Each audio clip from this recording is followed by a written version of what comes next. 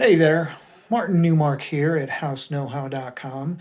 I thought I'd take the opportunity today to show you how to replace an electrical outlet. Now, why might I be replacing an electrical outlet in my own home? Check this out. This is what I found inside my kid's room.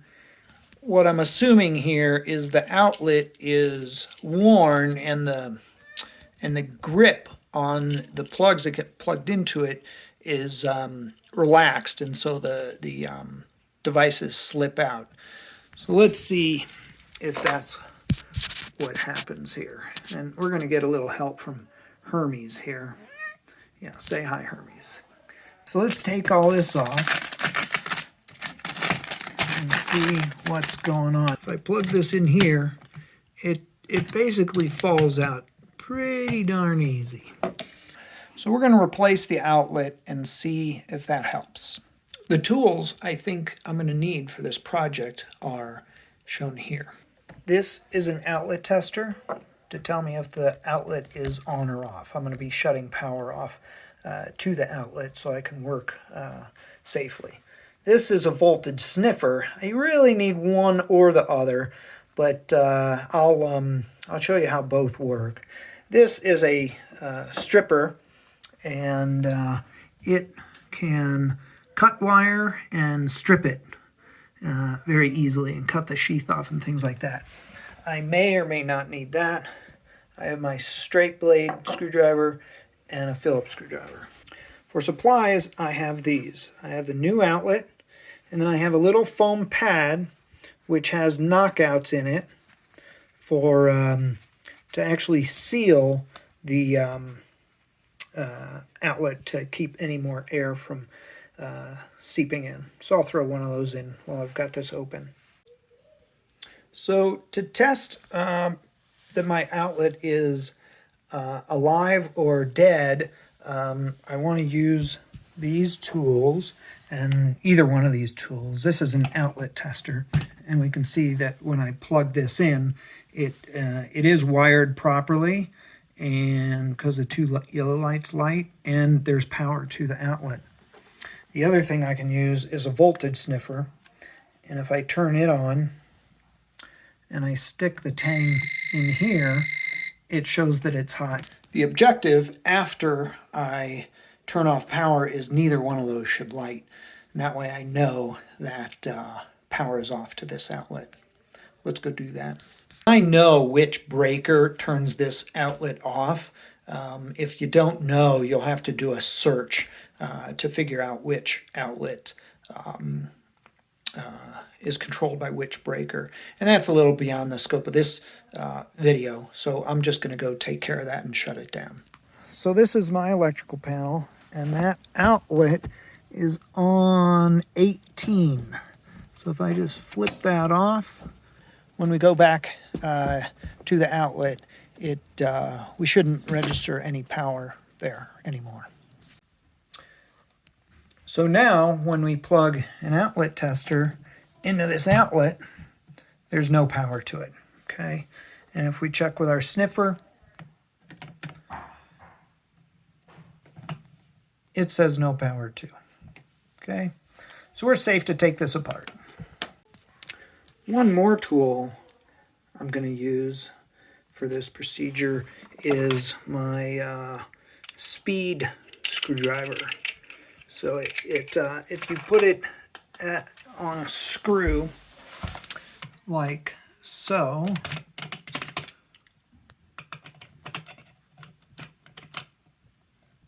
and once it's broken loose from being all snugged up, I can just sit here and wiggle my wrist, and it unscrews the screw.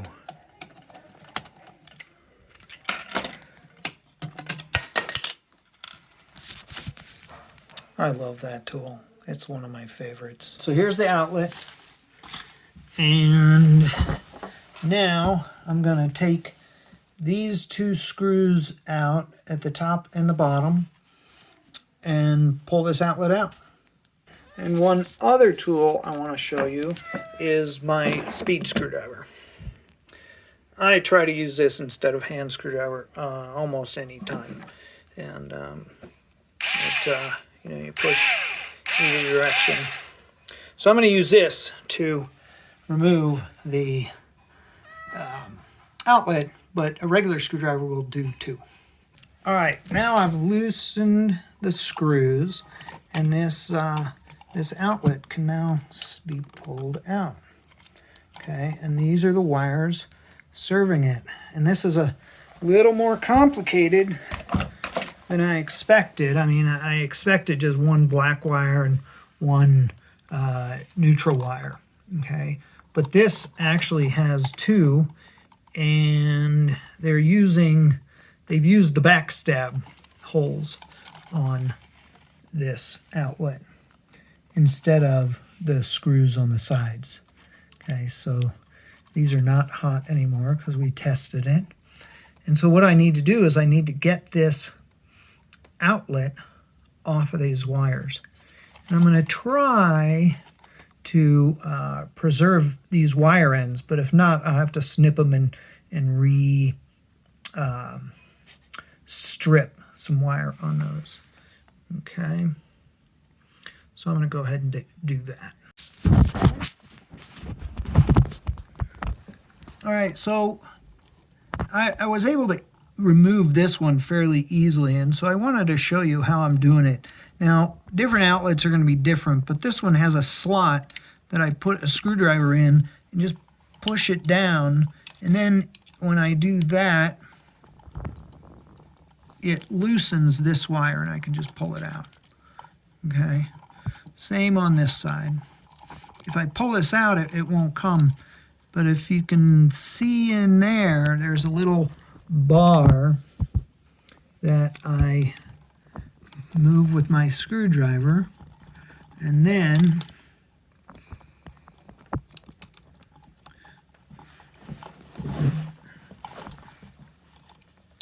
need something to brace it on. I push it and I pull that wire out.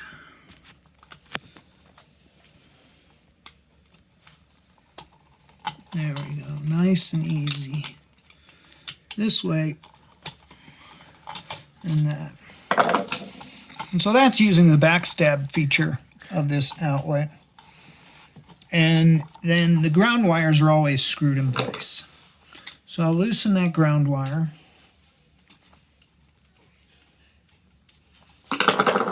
And I've removed my outlet. Okay. Now, I've got my new outlet here. I want it to be oriented right side up. And I will reattach the ground wire.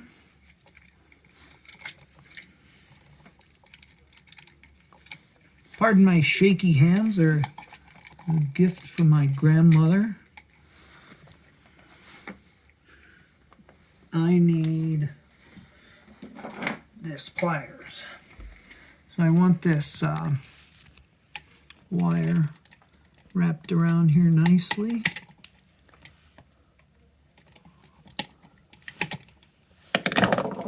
So I've got the ground wire installed, and now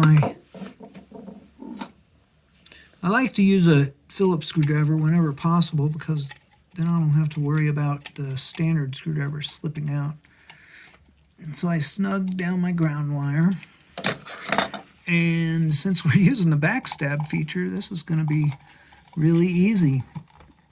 You can see on the back here, this is a different outlet. These are the holes that the backstab wires go in.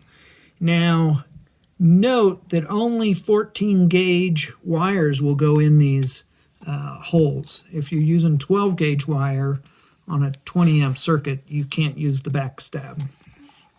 And these are, they feel like 14 gauge wire, so we'll see if they go in. Yep, they stick in, and there's my first neutral. Here's my next neutral. And then here I put in, well, before I put this in, let me show you here. Maybe you could see that little black slot there. That's where you would put a tool in to release this guy. Or oftentimes people just cut them off. All right, so now we're going to put this wire into this one. Push it in. Should feel some resistance because that wire's got to be captured by the clamp in there. Okay, and then there, that's the last one. Now before we go any further, I want you to pay attention to the side that the white wires were installed on and the side that the black wires were installed on. The black wires are hot and the white wires are neutral, okay?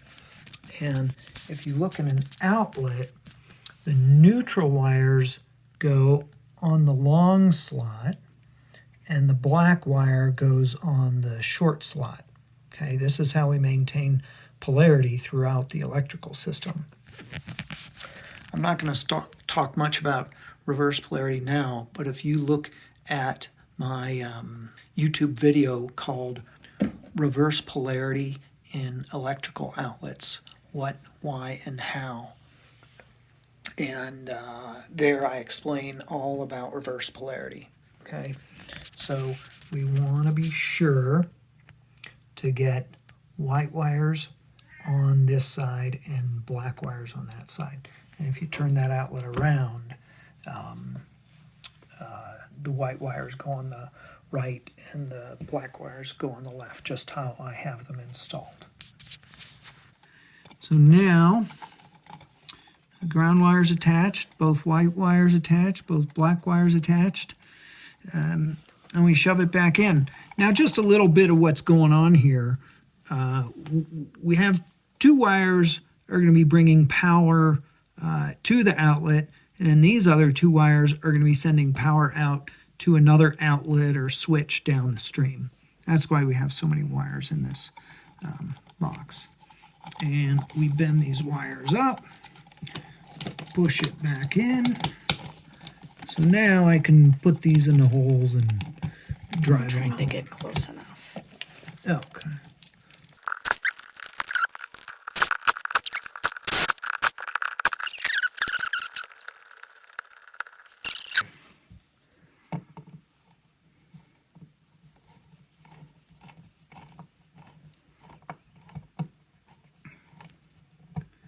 Okay, so now I got that in there.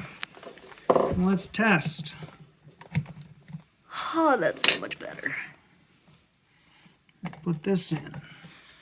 Okay, Micah, now you pull those out and tell me if they stay in better. Oh, that's so much better. They're not just falling out. Okay. So problem solved. So now we've changed the outlet and I want to put on this insulating or air sealing device. It's going to cover the gaps and, you know, seal this so any air leakage that can wander through the walls gets stopped in its tracks. And I put this over, it completely covers the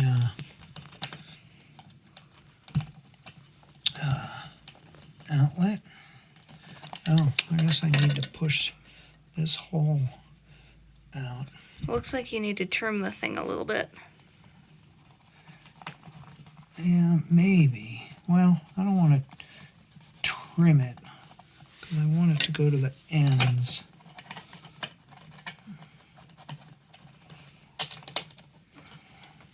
We'll see how it works.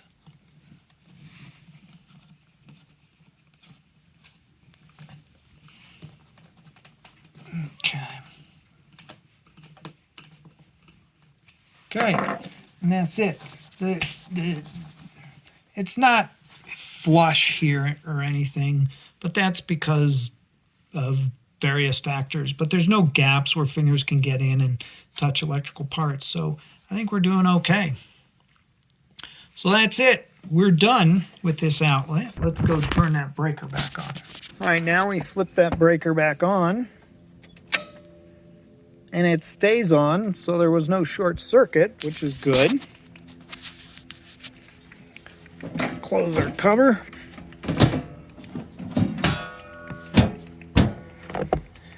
Then head back in and check that outlet.